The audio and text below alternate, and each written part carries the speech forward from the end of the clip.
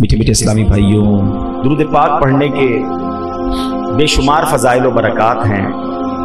بہت سارے فضائل احادیث میں درود پاک کے ملتے ہیں اور بہت سارے واقعات بھی ملتے ہیں۔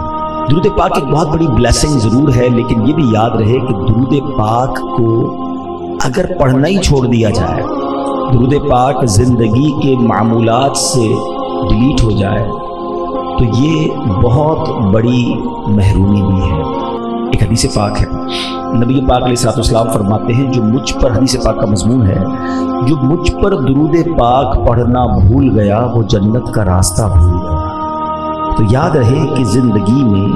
درود پاک کو انوالو رکھنا یہ ہم سب کے لیے بہت ضروری ہے۔ علماء کرام نے پیارے آقا علیہ السلام کے جو حقوق بیان کیے امت پر، نبی پاک کے امت پر جو حقوق بیان کیے گئے، اس میں ایک حق یہ بھی ہے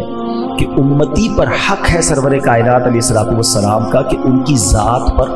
کثرت سے درود پاک پڑھتا رہے، اور درود نہ پڑھنا، اور خاص طور پر جب سرکار دو عالم صلی اللہ تعالیٰ علیہ وسلم کا ذکر ہو اس وقت جو درود نہیں پڑھتا، یہ کتنا خطرناک اور کتنی بڑی یوں سمجھیے کہ غلطی ہے کہ ایک بار پیارے آقا صلی اللہ تعالیٰ علیہ وسلم نے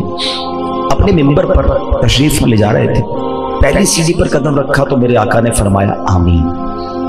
دوسری سیڑھی پر قدم مبارک رکھا، فرمایا آمین، تیسری سیڑھی پر قدم رکھا، فرمایا آمین۔ اب صحابہ کرام کا ایک بڑا کمال کا انداز کیا تھا کہ whenever they saw any unusual thing، جب بھی وہ کچھ ایسی بات دیکھتے جو غیر معمولی ہوتی وہ سوال کر لیتے تھے، اور ان کا وہ سوال کرنا ہمارے لیے کتنا کارآمد ہو جاتا تھا۔ تو کہ حضور یہ تینوں سیڑھیوں پر آپ چڑھتے گئے، قدم رکھا اور آمین کہا، اس کے پیچھے کیا ریزن ہے، کیا وجہ ہے؟ نبی پاک صلی اللہ تعالیٰ علیہ وسلم نے فرمایا جبریل امین میرے پاس آئے اور انہوں نے آ کر یہ دعا کی، جب میں نے پہلی سیڑھی پر قدم رکھا، حدیث کا میں خلاصہ عرض کر رہا ہوں، جب پہلی سیڑھی پر قدم رکھا تو انہوں نے دعا کی کہ یا اللہ عز و جل وہ برباد ہو جائے، اس کی ناک خاک آلود ہو جائے۔ عربی کا ایک محاورہ ہے، جب بھی یہاں جب یہ یوز ہوگا نا کہ اس کی ناک خاک آلود ہو، اس کا مطلب وہ برباد ہو جائے، یا اللہ وہ برباد ہو جائے کہ جو رمضان کو پائے اور اپنی مغفرت نہ کروا سکے۔ رسول پاک علیہ السلام فرماتے ہیں میں نے اس دعا پر آمین کہا ہے۔ پھر سیکنڈ سٹیپ پر جب میں نے قدم رکھا تو انہوں نے دعا کی کہ یا اللہ عز و جل وہ ہلاک ہو جائے، برباد ہو جائے کہ جو اپنے ماں باپ کو پائے اور اپنے ماں باپ کی خدمت نہ کرے اور خدمت اسے جنت میں نہ پہنچا دے وہ بھی برباد ہو جائے۔ آقا کہتے ہیں میں نے اس دعا پر بھی آمین کہا۔ تیسری کہا یا رسول اللہ، اللہ کی بارگاہ میں جبریل امین نے دعا کی کہ یا اللہ وہ بھی برباد ہو جائے جو نبی پاک علیہ السلام کا نام سنے اور پیارے آقا علیہ السلام پر درود نہ بھیجے وہ بھی برباد ہو جائے۔ نبی پاک فرماتے میں نے اس دعا پر بھی آمین کہا۔ اگر سمجھیے گا کہ دعا کرنے والا کون ہے؟ فرشتوں کا سردار، اور دعا پر آمین کہنے والے کون ہیں؟ نبیوں کے سردار صلی اللہ تعالیٰ علیہ وسلم۔ اٹ مینز کہ اب اس دعا کی قبولیت میں تو کوئی کمی یا کوئی شک نہیں رہا نا، یہ دعا تو قبول ہی قبول ہے، لیکن اب ہم نے سوچنا یہ تینوں چیزیں ہمیں میسر ہیں۔ رمضان کچھ ہی دنوں میں آنے والا ہے، رمضان مل گیا اور رمضان کو پا کر بھی جو مغفرت نہ کروا سکا، دعا کر رہے ہیں جبریل امین کہ یا اللہ وہ برباد ہو جائے، اور نبی پاک کہہ رہے ہیں آمین۔ تو it means at any cost ہمیں اپنی مغفرت کروانی ہے رمضان۔ سیکنڈ کہ جس نے اپنے ماں باپ کو بڑھاپے میں پایا اور ان کی خدمت اسے جنت میں نہ پہنچائے وہ بھی ہلاک ہو جائے۔ آج ہم میں سے بہت ساروں کے ماں باپ زندہ ہیں، حیات ہیں، ان کی دعائیں لیجئے، ان کی خدمت کیجئے، یہ جنت میں جانے کا ٹکٹ ہے۔ اور یہ میں نہیں کہہ رہا، پیارے آقا علیہ السلام کی ایک اور حدیث ہے کہ نبی پاک علیہ السلام نے فرمایا جس کا مضمون ہے کہ ماں باپ ہی تیری جنت ہے،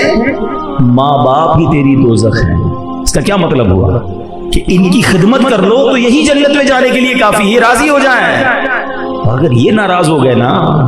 تو پھر جہنم میں جانے کے لیے کوئی اور عمل کی حاجت نہیں، انہی کی نافرمانی جہنم میں لے جائے گی۔ تو خدا را جن کے ماں باپ حیات ہیں کبھی بھی ان کا دل نہ دکھائیں، جن کے ماں باپ چلے گئے نا ان کو بڑے یاد آتے ہیں، اب بعد میں بڑا خیال آتا ہے کہ میں نے اور ٹائم دینا تھا، میں نے اور خدمت کرنی تھی، میں نے اور ان سے محبت کرنی تھی، اور ان سے دعائیں لینی، پھر چانس نہیں ملتا۔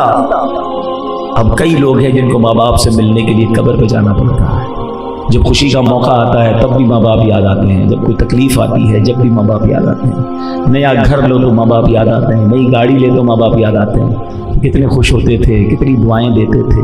ہیں تکلیف ہوتی تھی تو ماں باپ یاد آتے ہیں کہ پریشانی میں ماں کی گود میں بیٹھ کر، ماں کے قدموں میں بیٹھ کر سر رکھ کے عرض کرتا تھا کہ ماں تکلیف میں ہوں تو سر پہ ہاتھ رکھتی تھی، کہتی بیٹے گھبرانا نہیں، اللہ خیر کرے گا، میں دعا کروں گی۔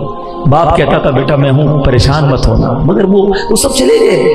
اور اب پچھتائے کیا ہو جب چڑیا چگ گئی کھیت، اب یہ خیال آتا۔ تو میں ان سب کو کہتا ہوں کہ جن کے ماں باپ حیات، بڑے خوش نصیب ہو تم کہ تمہارے گھر میں وہ ہستیاں ہیں کہ احادیث میں یہ مضمون ملتا ہے کہ جو محبت کی نگاہ سے ماں باپ کو ایک بار دیکھے اسے حج مبرور کا ثواب دیا جاتا ہے، مقبول حج کا ثواب۔ صحابی عرض کرتے ہیں حضور ماں باپ تو گھر میں ہی ہوتے ہیں نا، 100 بار کوئی دیکھے، وَإِن نَظَرَ كُلَّ يَوْمٍ 100 مرة، حضور کوئی 100 بار دیکھے۔ اللہ کے حبیب فرماتے اللہ اکبر و اطیب، اللہ بہت بڑا اور پاک ہے، 100 بار بھی کوئی دیکھے اللہ 100 حج کا ثواب عطا فرمائے۔ اچھا یہ ذرا انڈرسٹینڈ کیجئے گا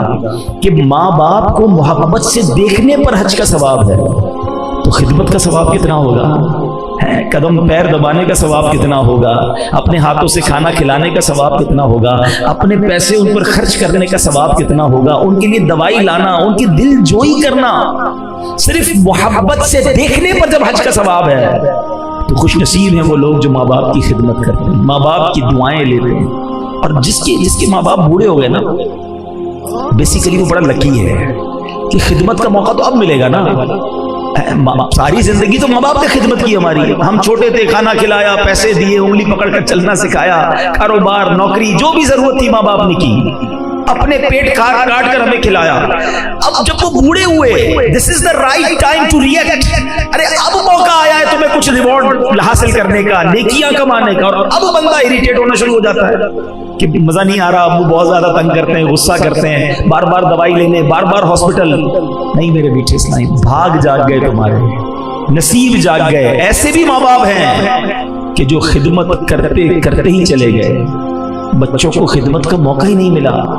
ارے جس کو موقع ملا وہ خوش نصیب ہے کہ اب لے لو دعائیں، اب حاصل کر لو، اور یقین مانیے ہمارے پیسوں کا نصیب ہے اگر وہ ماں باپ پر خرچ ہو۔ ہاں یہ کبھی نہ سوچنا یہ میرا، یہ ماں باپ کا، ارے سب کچھ ہمارا ماں باپ کا ہے، ہم دنیا میں آئے انہی کے سبب ہیں، وہ نہ ہوتے تو ہم نہ ہوتے۔ تو خوش نصیب اسلامی بھائی جن کے ماں باپ موجود ہیں، دعائیں لو، اور اگر ان کے ہوتے ہوئے جنت نہ ملی نا تو there is no other option،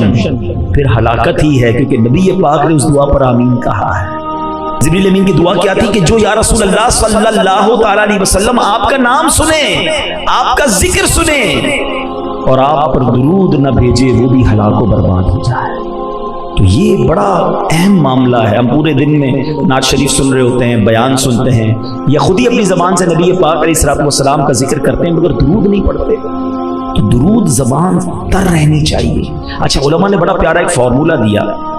کہ اگر کوئی شخص دن میں کئی بار پیارے آقا علیہ السلام کا نام سن لے یا زبان سے کہے اور درود پڑھنا مس کر گیا ہے، تو اس کا خوبصورت طریقہ یہ ہے کہ اپنی ڈیلی روٹین میں ایک پرٹیکولر تعداد کے مطابق درود روز پڑھے، مینز 100 بار پڑھے، 200 بار پڑھے، اللہ توفیق دے تو 313 بار پڑھ لے، اس سے زیادہ پڑھ لے۔ تو اب اگر اس نے 100 بار بھی درود پڑھ لیا اور پورے دن میں نہیں پڑھ سکا تھا، تو جہاں جہاں نبی پاک علیہ السلام کا نام سنا تھا یا پڑھا تھا اور نہیں پڑھ سکا، تو یہ بعد میں پڑھنا اس کا آلٹرنیٹ، اس کا قائم مقام ہو جائے گا۔ تو اپنی زندگی میں درود پاک کو ضرور شامل کریں، ورنہ کہیں ایسا نہ ہو کہ نبی پاک علیہ السلام کی شفاعت سے ہم محروم ہو جائیں۔ پیارے آقا راضی ہوں گے تو رب راضی ہو جائے گا۔ آئیے مل کر محبت کے ساتھ با آواز بلند درود پاک پڑھ لیں۔ صلو علی الحبیب صلی اللہ تعالی علی محمد صلی اللہ علیہ وسلم۔